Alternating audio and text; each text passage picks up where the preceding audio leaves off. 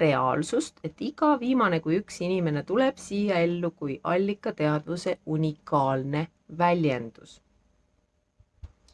See tähendab, et iga inimene tuleb unikaalse olemusega, nagu energeetiline signatuur ja meie unikaalne eesmärk ja unikaalsed mõtted ja unikaalsed tunded ja soovid ja unikaalsed vajadused ja unikaalne roll suuremas universumis on sellesse olemusse sisse kodeeritud.